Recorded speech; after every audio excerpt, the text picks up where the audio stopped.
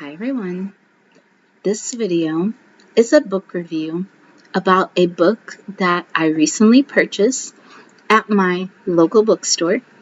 And the title of this book is Start Your Fire: Financial Independence, Retire Early, a Modern Guide to Early Retirement. And it was written by Dylan Redling and Allison Tom. Now, I love this local bookstore because I call it my magical bookstore. Every time I'm researching about a particular subject or I'm currently obsessed with one particular subject, I will always find a book there about that subject. Every single time. It doesn't matter what it is, it just randomly appears. Either it's a new book or it's a used book. This book was $6 and it was a short but brief and informative read about the FIRE movement. So if you don't know what the FIRE movement is, it stands for Financial Independence, Retire Early.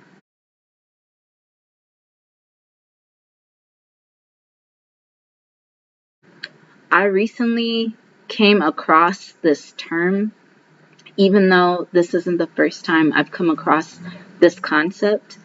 I've been seeing it show up in my YouTube feed, and I think it's mainly because I watch a lot of cash stuffing videos.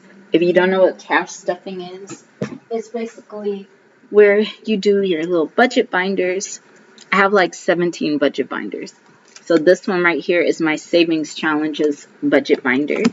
And I make my own little trackers. See, this is little $5. I put lips on her and jewels and blings, and every time I save a $5 bill, I color in a 5. So I feel like the cash stuffing thing was I guess, natural transition into the FIRE movement. The more I read about the FIRE movement, the more intrigued I became because it almost seemed like there were people that were going so hard with it to the point of burnout, and then there were others that were becoming very amped. I feel that FIRE is almost one component of hustle culture. Even though they're two different things, I feel like hustle culture can become integrated into FIRE, if that makes any sense. So, before I get into this book and all of the things that we are going to learn about FIRE, let me share with you a little bit about the authors, Dylan Redling and Allison Tom. And this is a picture of them. It says, Dylan Redling and Allison Tom are a married couple who achieved FIRE in 2015 while in their early 40s. They launched the site retireby45.com in 2016 to provide inspiration, tips, and resources for retiring early. They have been featured in Forbes, CNBC, Investors Business Daily, Business Insider, Yahoo Finance, and many other publications. Dylan has spoken at FinCon and the Financial Planners Association of San Francisco. Prior to reaching FIRE, they worked in the internet industry in San Francisco and the Bay Area. They overcame 6 layoffs, 2 recessions, and a near-death experience on their way to financial independence. Allison grew up in New York City and graduated from Dartmouth College. Dylan graduated from the Ohio State University. They met in New York City in 1995, moved to San Francisco in 1996, and now live happily in Oakland, California. So they're a pretty interesting couple. They actually kind of remind me of this couple I just met.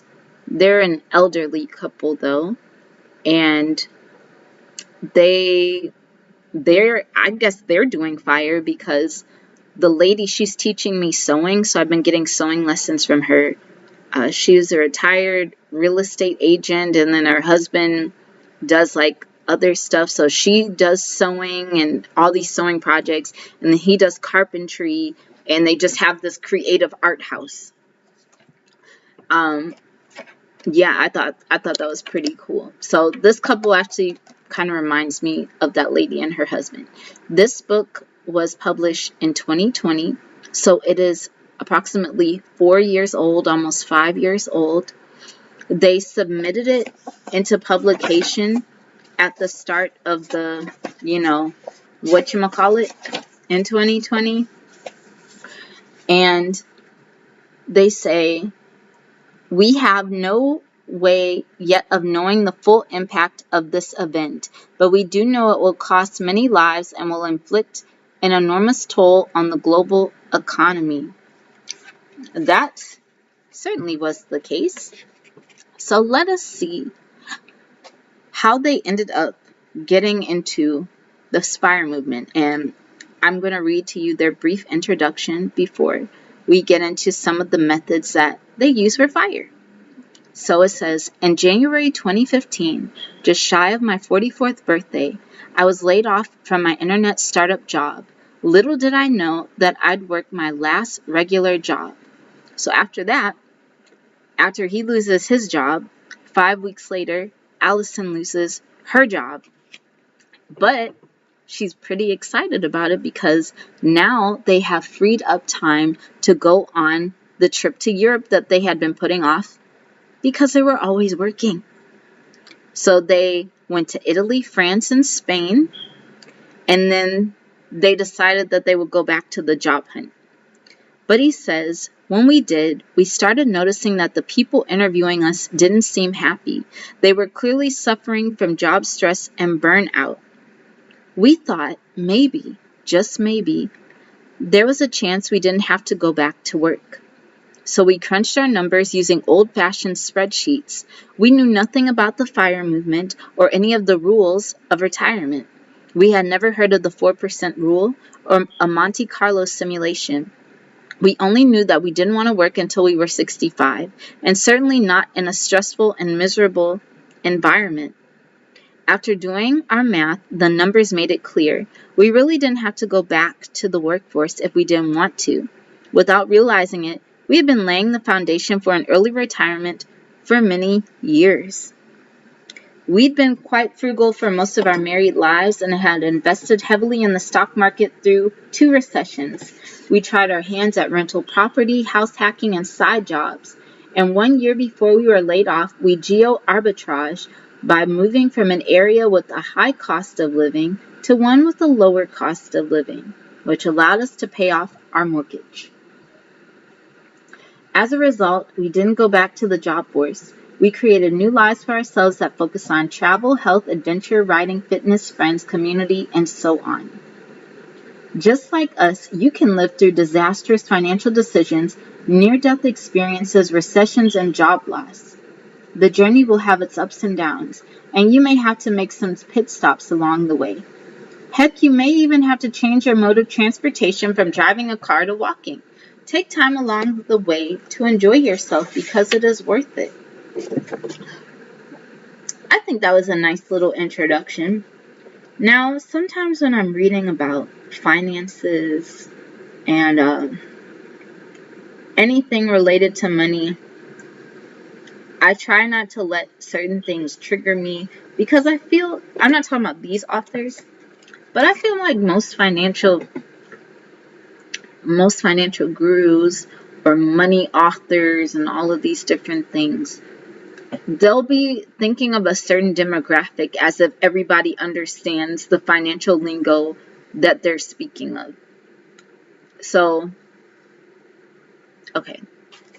I'll explain it more as I go along in this book, what I mean. So it says, building your FIRE.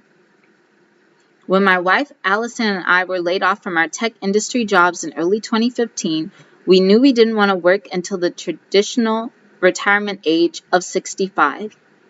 This chapter gives you the tools to decide if you're ready, willing, and able to make the journey to FIRE. It introduces you to the FIRE movement and explores what it means to achieve FIRE.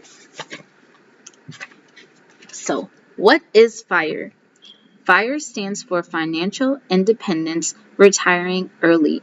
You can use it as a noun, achieving FIRE, a verb, I want to FIRE in 10 years, or an adjective, the FIRE community. Think of FIRE as two goals. First, financial independence. Second, early retirement. Financial independence means no longer need to work a traditional job to receive a paycheck. Your savings, the return on your investments, and any additional streams you may have will cover your expenses. So here are 4 habits that you need to start building your FIRE. They are spending, investing, income, and saving. So for spending, it says be intentional, frugal, and mindful about your money and how you use it. So I'm restarting my money log. About a year or 2 ago, I was keeping a detailed money log. I kept it for about 4 or 5 months, and I was tracking every single expense down to the penny, to the taxes and everything. And when I say my spending horrified me, I realized one month I spent $100 on snacks, and I would have never known that if I had not tracked this. So now, since it's a new month, I'm starting my money log again. This one is one of my paintings. I don't know who bought it. It's called Gone Packing. I made this one in 2015. So I have my little notebook. So right here, I have September. I have week 1, week 2, week 3, week 4. And on the sides right here, I have all of my different bills, expenses, and stuff. And as I write down my daily money log and calculate, I can see how much I spent for each category. So I can see where I can increase my expenses or reduce my expenses. Then over here, I have a section called bills. And it's my subscriptions and my bills. And I wrote it like this by day, so I can see what is the most common day I pay my bills. Like, do I pay it all in one day, or do I space it out? I want to see my habits. Right over here is savings. And every time I deposit money into the bank, or I'm like putting something in my wealth category, I can track it to see how much I'm actually saving on a monthly basis. Then, and I'm basing this off of how this binder is laid out is basically how I tracked for 4 months. So these are the sheets that I've created for myself for the 4 months that I did this. So during the 4 months, I would divide by the weeks, and then each week I'd be like, I spent, total saved, highest spent, lowest spent. So that way I know what is the most money I'm spending on. This one is an example of like every day I would write what I spent. And at the end of the day, I would calculate how much I spent. And I would put it in the different categories, like junk food. Why did I buy popcorn? I did laundry. And I include the tax and everything. So by the end of the week, I calculate. And once I see how much I spent for the first week, it encourages me to try to keep it even lower for the second week. Because usually the first week is the most shocking. You're just like, oh my God, what am I doing with my money? I'm throwing away potential savings on chocolate bars. That's terrible. But yeah, I would suggest writing it down by hand. Because when you do it by hand, it's more annoying. It makes you, it's almost painful. Every time you spend, you have to write it down. Every time you save, you have to write it down. It makes you never want to spend again unless it's saving. Investing, Purchase low-cost index funds over a long period with set-it-and-forget-it mindset. So I mentioned earlier about these financial gurus and these money masters basically talking in their financial lingo and I guess assuming people understand it. And I'm only saying this just from working in customer service since I was 19 years old. Sometimes the average everyday person doesn't understand what you're saying. If you're saying index fund to some of the people I've had to assist over the years, they'll be like, what is that? Or how do I get that? Like, where do I start? Where do I buy it? Do I buy it at a bank? Do I apply online? Do I need somebody to help me with it? Like, they're just saying index fund. What is that? How does it work? Where do I get one? Like baby steps, learning the lingo of this financial world. I think that's why a lot of people end up still broke. They don't know where to put it. They don't know how it works. It's just very complicated. Or maybe it's made to seem more complicated than it actually is because you get lost in this pool of financial jargon. Right now, I'm starting to teach myself how to translate this financial jargon because a lot of it is still just jargon to me, but I'm trying to learn. So sometimes before you start this financial journey, learning the vocabulary will help astronomically. And also, like, even now, I guess I'm starting late because I'm just starting to get accounts that all these other people like, but when I was 19 years old, I maxed out my Roth IRA. Well, good for you. Good for you. I wish I was as smart as you were when I was 19 years old. When I was 19 years old, I was 11 with adult rights. Yeah. How did I survive? I don't even know. Angels or something. But that's still how it is out here. Right now, as I'm learning this financial jargon vocabulary, I just got my little IRA. I'm like, okay, I got that. Still learning about that. Some people be like, oh, I deposit $100 a week. $5 for me, sorry. I'm just giving whatever I have. $5. $5. $10. $10. $10. There you go, $10. At least it's something. I don't judge myself. Maybe I look foolish right now, but I'm sure eventually it'll add up until I can be like $1,000. Here you go. Roll over Roth IRA. Ha ha ha. Yeah. $10,000, $7,000. Income. Create multiple streams of income. That's why, I don't know if I mentioned this earlier. That's why I said that the hustle culture movement can really be integrated into the FIRE movement. Some people don't have the ability to get multiple sources of income.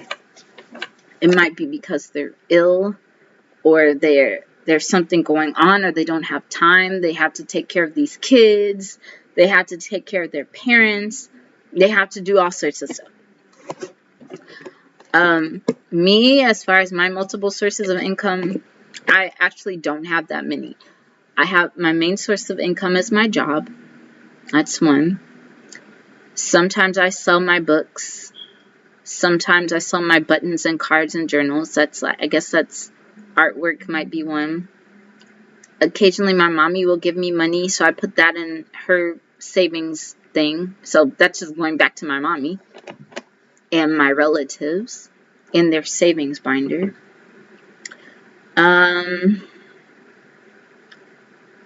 And that's really about it. My YouTube channel is not monetized. I don't even know really how to monetize it, and I don't want to have commercials on here, so I guess it's just not gonna. I mean, I have Cash App. if you want to cash at me, but other than that, this channel isn't monetized, so. But there was one time I was trying to have multiple sources of income. Who the fuck is that? I don't know who that is. Somebody's at my door. I'm not gonna answer. I'm not gonna answer.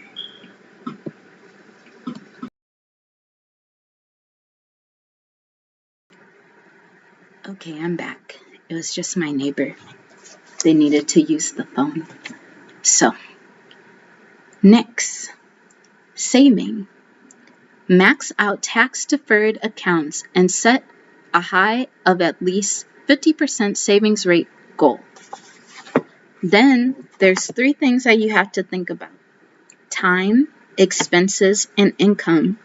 Time can be viewed in 2 ways: how early you get started saving and investing, and how much total time you spend saving and investing.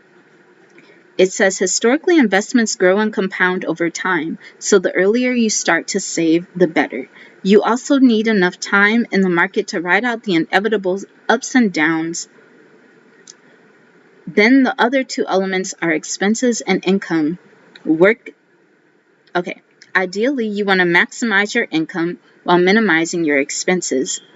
That's not always easy to do, but the better you get at driving down these factors in the right direction, the faster and easier you will get to F.I.R.E. Now, if you don't know what that means, let me give you an example from my own life. So, I have my bills, I have my subscriptions, I have my other expenses. So, I can spend 100 on electric, 100 on gas, I'm just throwing out numbers, 100 on snacks, and $50 on a bus pass or whatnot. And maybe $70 on, or no, 50 something dollars on the internet. So what expense can I either reduce or get rid of? I could definitely either get rid of snacks or reduce the amount of money I spend on snacks. And then I can put the money that I would have saved on said snacks towards either savings goals or paying down debts. Or I can increase my income, and instead of increasing how much I spend, like increasing the amount of electric I use, increasing the amount of gas I use, I can just keep it at the same level and have a higher income, and the amount that I've saved, since I haven't increased my expenses, I can put in the savings or towards debt. Right now, some people will be online, they'll be like, why don't you get a roommate? Why don't you go live with your parents? Why don't you go live with a family member? Well, number one, we're just making the assumption that people have good relationships with their parents. Some people are estranged from their parents and they don't want to talk to them. Some people's parents are dead. Some people don't talk to their family, or they don't have family like that. Like, we just like, oh, I went to go live with my mom. What if your mom doesn't want you to live with her? Have you thought about that? Maybe your mom is like, I want to be by myself. I've spent 18 years raising this child. It's my time now. Have you thought about that? Another is like, oh, well, you can get roommates. And some people don't want roommates. I don't want a roommate. I had like 8 different roommates in college. Was it 7, 8? Yeah, like 7, 8 different roommates in college. The most roommate you will ever see from me is if I have a husband. And if I have a husband, we're not going to be living here. We're going to combine our finances and go somewhere else. Shoot. But some people have children. They don't want strangers living with them. Or they don't want to make it squished for their children. So we have to take into account some of the sacrifices that people are saying, oh, make this, make that, it doesn't apply to everyone's life. Not everybody can live with somebody. Not everybody can take on an extra job. Not everybody can do certain things because they have certain issues going on, like medical issues or health, mental issues, like so many things. So many things. Now, as far as increasing income, you could either create some of your own, like hone your talents, or perhaps get an additional job. But for some people, that's just impossible because of their schedule. Like their kids might be in school, or they have daycare here, or health-wise, they can only do so much. Or they might be on something like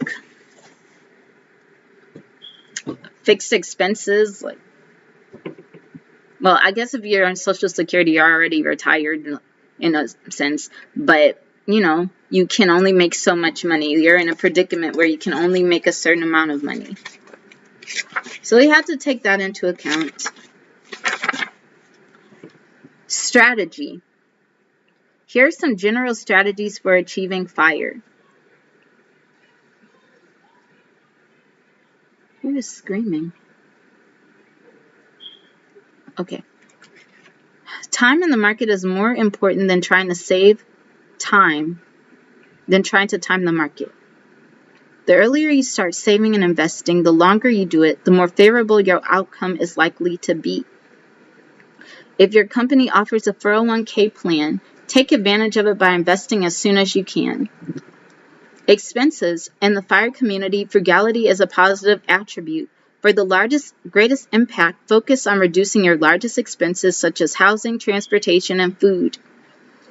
Income. With respect to income, you have two options. You can either earn more money at your current job, or you can find additional sources of income. Ideally, you would do both. Now, as far as expenses go, how I've been saving on expenses, my biggest save on expenses so far has been staying in the place I'm at now.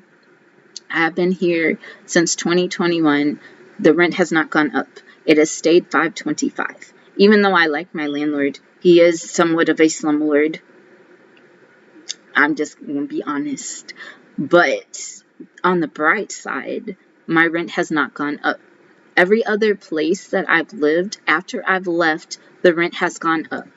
My first apartment was in 2015. My rent then was $425. When I left, about 2 or 3 years later, they raised the rent up to $900. My second apartment was about 500 something. Might have been 500, might have been 5, I can't remember. But after I left there, the rent went up maybe $200-$300. Next apartment, which was before I moved to Hawaii, the next apartment I was paying $550. And then I got a letter from the landlord, and they're like, "You're such a good tenant. We're raising your rent up to $575." Oh, great. Good for me. Now, at that time, I wasn't cash stuffing like I am now.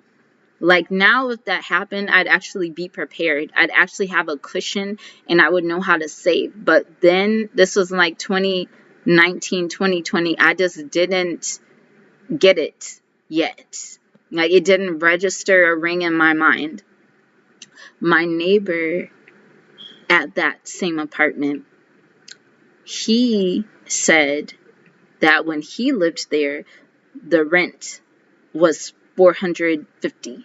And every time it got a new landlord, it would increase. So now I'm pretty sure it's maybe $700, $800.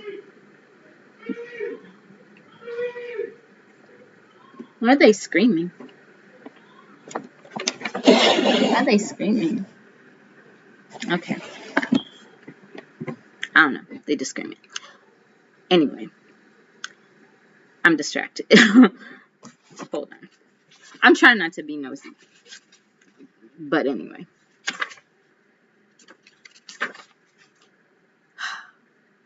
What was I saying? But yeah, that's why I'm still here. Because I know that if I move, yes, I would have a nicer place. But how do I know they're not going to raise my rent? That's why I'd rather stay here right now and save for a house. Save, try to pay it in full or something. Because this is my last apartment. I'm not moving into another apartment. I'm getting a house. Or if I'm moving somewhere else, it'll be with a spouse or something. I don't know. Hold on. Another thing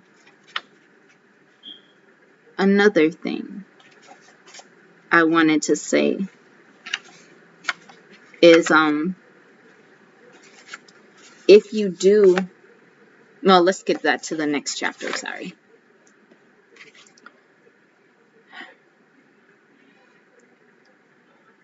Okay, they talk about, man, they screaming. Okay, challenges, identity. Hold on, this is too loud.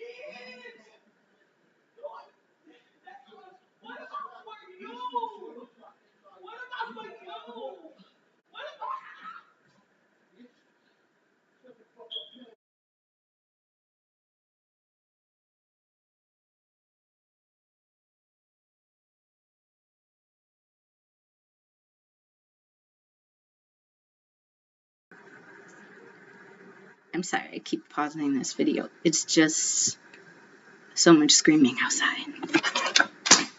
Oh, Lord Jesus. I can't focus. I cannot focus. I don't even know what I was about to say. Okay. So, here are some questions you need to ask yourself before you get started. 1, are you willing to put in the hard work and dedication to get there? Are you willing to put off luxury purchases? Can you handle the ups and downs of the markets? Also, what motivates you? What gets you out of bed in the morning? Are you motivated by self-improvement, self-development, basically figuring out what you like? A lot of people, they get so absorbed in their jobs and their careers that it becomes their identity. Now, for some people, they're proud of that. Like, if you're a pilot or a surgeon or a mountaineer or a skateboarder and stuff, a carpenter, then yeah, that could be part of your identity. You take pride in that. That is your vocation. But for some people, or they're like, oh, I'm just a secretary, oh, I'm just a fast food worker, that doesn't feel like their identity. They want to do more. They want to be creative. They want to feel that drive and see things and do more things than they're doing now. Why do you want to retire early? What do you want to do in 5, 10, 15, 20 years?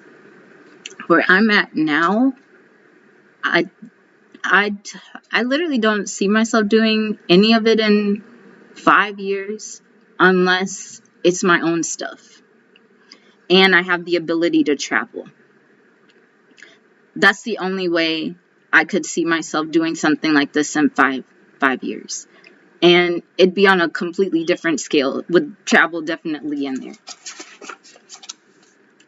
Then it says, are you warmed up yet? And in this chapter, there's a couple of lessons that he has, like tips and tricks on how to save money. And also in this chapter, they talk about the 4% rule and the multiply by 25 rule. So the 4% rule is from a 1998 paper by 3 finance professors at Trinity University in Texas. It's called the Trinity Study. It essentially says that if you withdraw 4% or less from your portfolio of stocks and bonds to cover your yearly expenses, you'll never run out of money. Another way to look at your target goal is with the 25x rule, which suggests that your retirement portfolio should be 25 times or more your annual expenses. Will these amounts guarantee you'll have enough money to FIRE? No, but they provide a realistic guideline based on many years of historical data. So I tried to calculate my 25 times rule, and I really couldn't because I still don't know my numbers. I honestly don't. When I figure it out, I probably need to sit down with somebody and figure out exactly what I need on there because I personally don't know. And yeah, that's where I'm at right now. Another thing I forgot to mention earlier when we were talking about, was it income?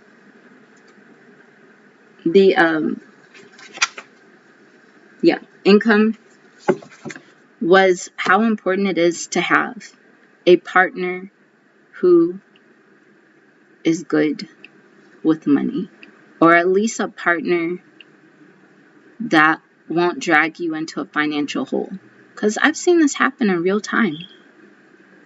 I don't know if I've said this before because I've had to re-record this video due to all the screaming, but I mentioned, I don't know if it was in this one or the one that I deleted, but I have someone in my life who is my friend, and their relationship is spiraling financially out of control because of their partner. They are good with spending, they are good with budgeting, whereas their partner is reckless with budgeting and has caused some financial chaos within their household. So if you are going to do a FIRE movement and you want to bring a partner in, just attempt to a couple of times. But if it doesn't work, just do it on your own. Because sometimes when we try to merge with people financially and let them wreck our finances, we just end up deeper and deeper and deeper in poverty in a relationship than by ourselves.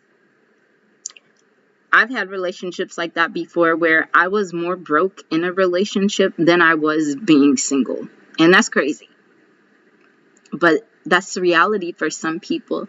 Some people, their spouse controls the household finances and they're just subjecting them to financial slavery where they can't leave, they can't afford to leave, they can't ask for money, they can't do anything.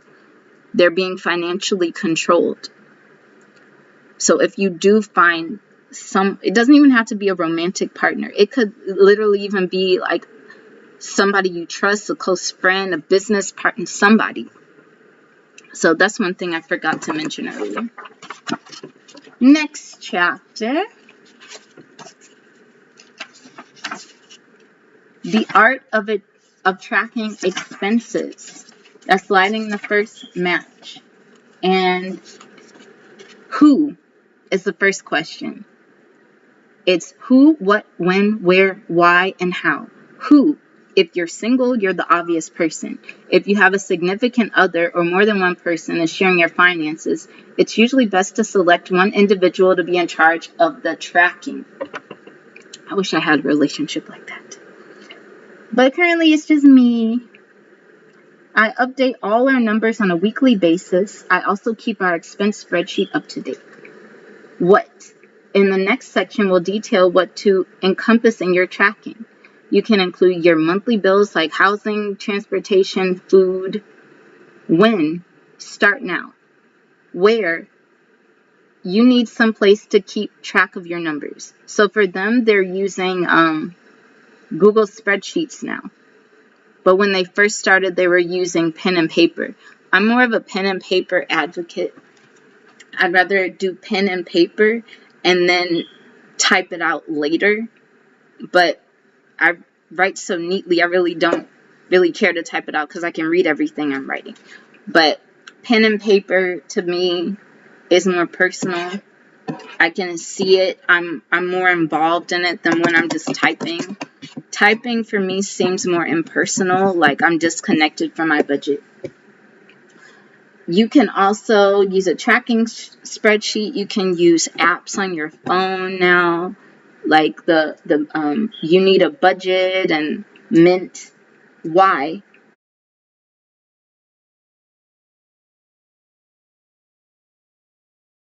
Treat your personal finances as a business would. To get from point A to point B, you need to know where point A is. Tracking your finances provides another advantage as well. You can see an accurate tally of all your expenses in one place. How? To build out your financial tracking, you need to know how to get accurate numbers. The best way is to simply look at your bank and credit card statements for the past 6 to 12 months. If you're like most people, the bulk of your expenses will appear on these statements. Then you have to calculate your income before and after tax, but I just don't feel like doing all of that. So. Then they talk about how to reduce spending and increase savings. And I know there's plenty of books on that. But we're going to go over some. Change your perspective. Will buying an expensive home, a brand new car, or a giant screen TV really make me a happier person? Or would I be just as happy with a less expensive home, a nice used car, and a slightly smaller TV? I think I can be satisfied with not too much. Computer. I like my computer. I really don't need a new one for the next 2, 3, 4, 5 years. Apartment. This is going to be my last apartment. I just know it is. Or if it isn't my last apartment, it's going to be my last apartment in the state of Missouri until I leave. But for now, it's good enough. It's sheltering me. It's keeping my expenses low. Danger-wise, it's kind of scary. Because, like, had that drive-by a few weeks ago outside of my apartment and stuff. People smashing cars, trying to burn down buildings on my street. But other than that, it's pretty cool. Then I have found that I am content with less expensive options, but I'm also happier because I know I made the smart financial decision. And also, there's just stuff really doesn't impress me anymore. I'd be like, it doesn't give me excitement. I get more excitement maybe from books, or traveling. Put in the work. Many cost-saving techniques. Many of the cost-saving techniques that we'll show you do require some extra thought and effort, although not a tremendous amount. If you're willing to put in the work, you'll be way ahead of your peers. I don't know what he means. Maybe like just sticking to it and being consistent. Make mindful choices a challenge. And so this will cause you to reduce your spending. Buy used. Do it yourself. Get free stuff. Buy in bulk. Housing. You can co-live. Pay down by relocating to a cheaper place. I feel like if I relocate, my expenses will go up because Missouri is pretty cheap.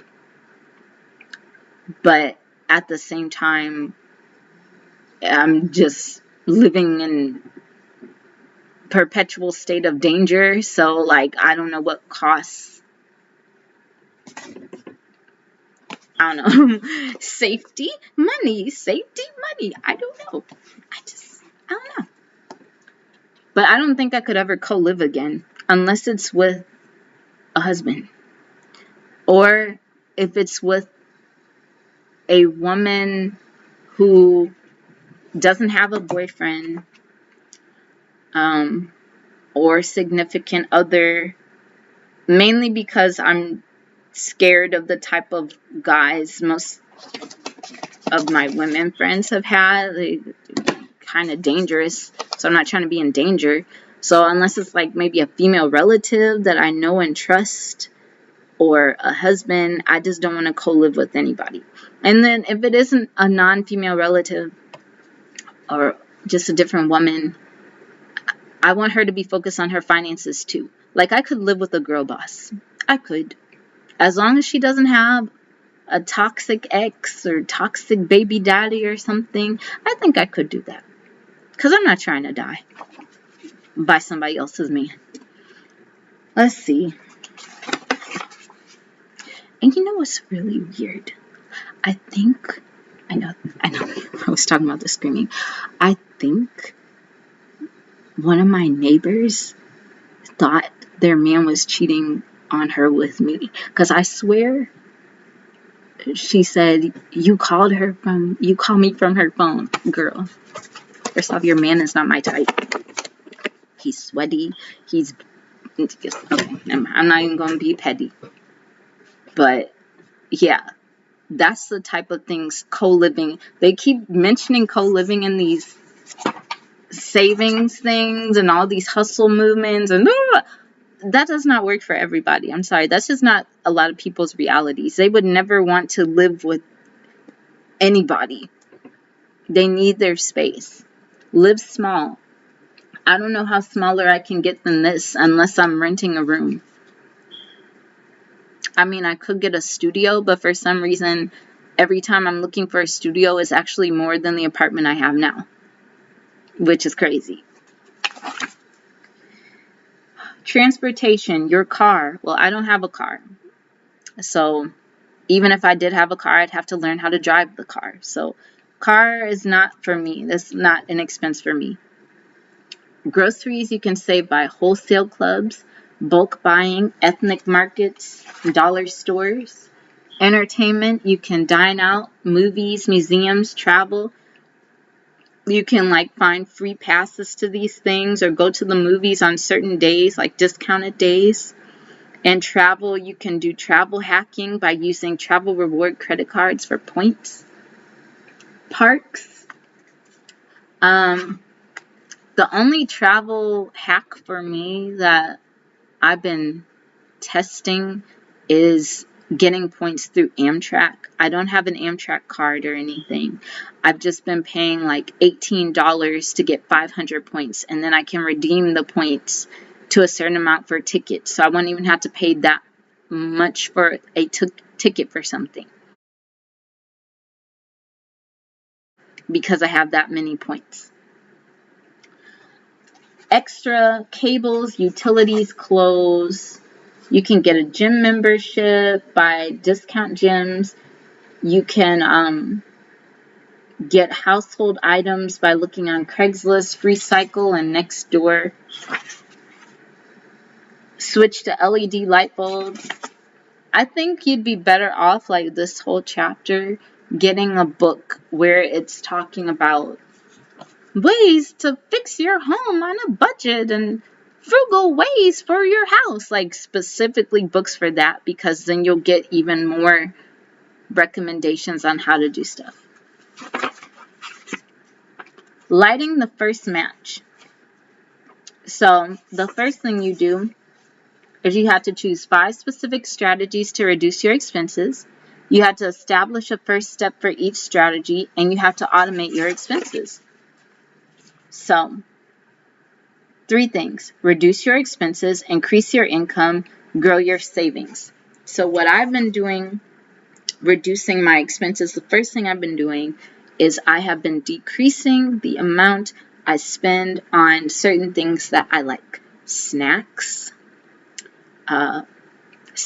again, books, little things that I think I need to upgrade. Like I got a new wallet. Actually, I needed a new wallet because my other one was falling apart. I've had that one for like 4 or 5 years. So it was falling apart. I'm trying to reduce my energy stuff, keeping the lights off. I bought a monthly bus pass because I was using a weekly bus pass, and that was $108, but the monthly bus pass is now $78. So that saved me like 30 something extra dollars. I've been trying to work extra days. I have been stretching out things like dish soap by adding water. Yeah, I've just been doing stuff. I'm just and creating new little products for my store. And that's what I've been doing. And then increasing my savings, I've been utilizing my budget binders, adding money to my bank consistently. I'll add $5 here, $5 there, $5 there, $10 there. I add to my $5 to my Roth IRA, my IRA, and I add money to my bills, so I have credits on my bills. Just rotating. How to increase your income. Some passive income streams are Airbnb, Spinlister for your bicycle, Get Around for car sharing. You can create an ebook or a how-to video on YouTube. Earn on investments. Then, in another chapter,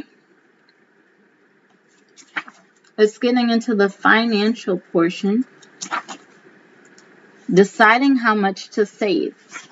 So how do you decide?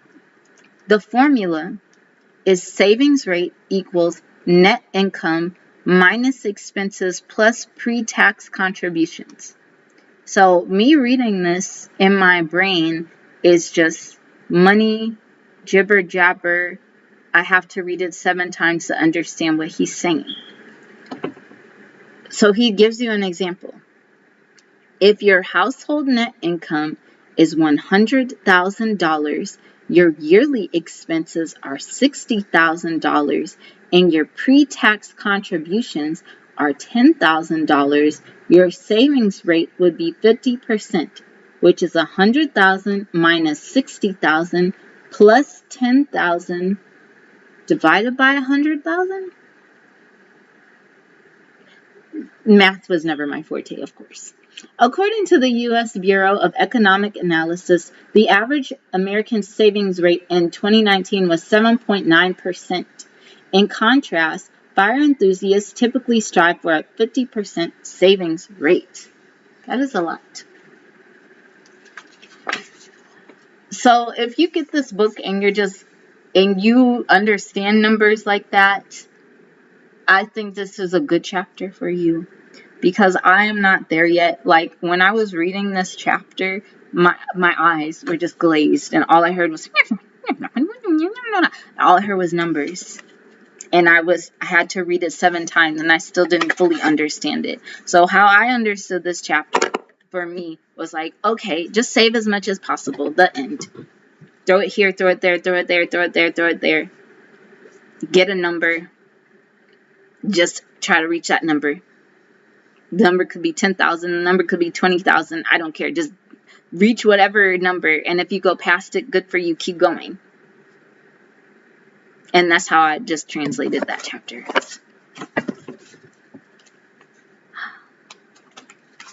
Then it talks about low-cost index funds. One of the FIRE community's favorite investment vehicles is low-cost index funds.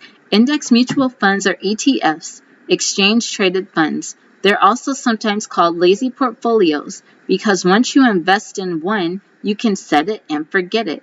Why are they so great? When you buy an index fund, you're buying a wide variety of stocks or bonds, or both, all at once. They are tied to a specific index, like the S&P 500, which keeps the cost relatively low because there isn't a professional manager constantly buying and selling individual stocks. So I guess how I translated it as, what it was what an index fund is. Let's say you pay for one single movie and that's it. Or you could get something like Netflix or Hulu and get a variety of movies and films for just a base subscription. Or another example would be like, I have a piece of ham, I have a tomato, I have bread. I could eat all of these individually, or I could cluster them together into a sandwich. Now I have all of these different ingredients in one sandwich. That's how I translated it as in my mind. I don't know if that's a great example, but that's all I can think of right now. Sandwich. Or I could read all of these great works individually, or I could get an anthology which has excerpts of all of these works, and I can dibble dabble in all of them. So maybe that's what an index fund is like. You see? It's an example of allocations and stuff. Sorry, this isn't a financially savvy channel. I'm sorry.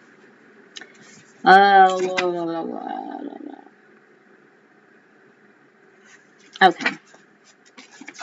It says research health options. I just got an HSA and I'm still trying to understand it. It says health savings accounts are like a 401k for your healthcare costs. You contribute money pre-tax. You control how it's invested and it's yours for life. So right now I have a HSA that I just got through one of my banks, and I'm like, I don't even know how this works. So I was like, okay, I guess I'm supposed to add money. I know I'm slow. Okay, I'm sorry. I'm learning. So I'm like, maybe I'm supposed to add the money to it. So I just threw in $5. I was like, $5. $5 is my base. It's my base. I'm not like, oh, let's just deposit $1,000. We don't have it like that right now. $5 is all that you're getting from me. That's it. This is a F.I.R.E budget. Tax efficient investments. Then there's a chapter on how to set your budget, which is fun. Another thing where they talk about the 25 times rule.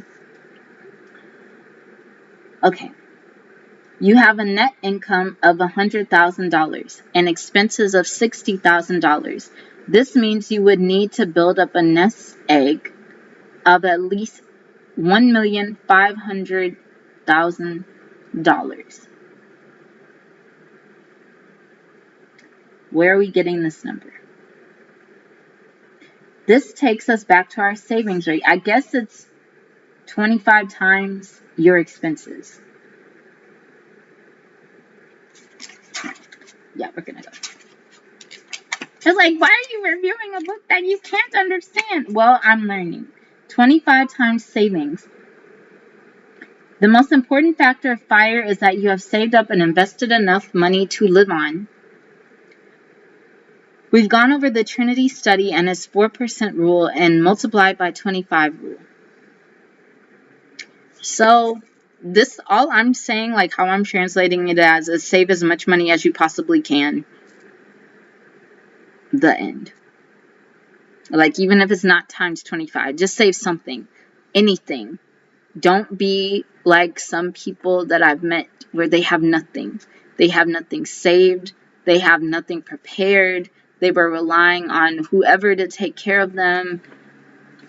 And things just didn't go out as planned. And now they have nowhere to go. Don't let that be you.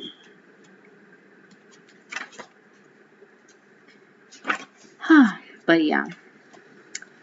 There's different types of F.I.R.E. There's barista F.I.R.E, which is basically where you, hold on,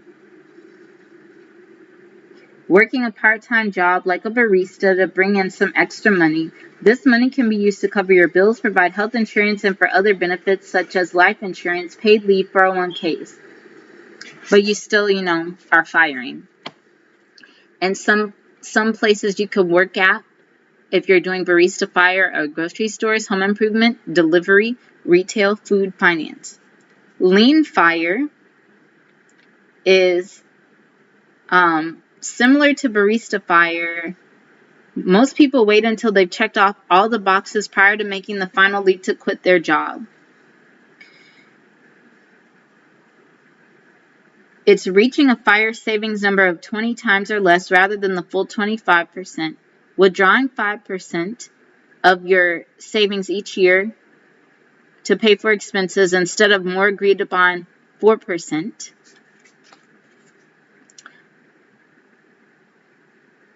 Then there's fat fire, which is for people who have more savings and higher expenses. So what if you don't want to live in a studio? What if you want to live in a mansion? You got fat fire. And you could save 30 times or 40 times more. And then it talks about what happens when you reach fire. You get to travel.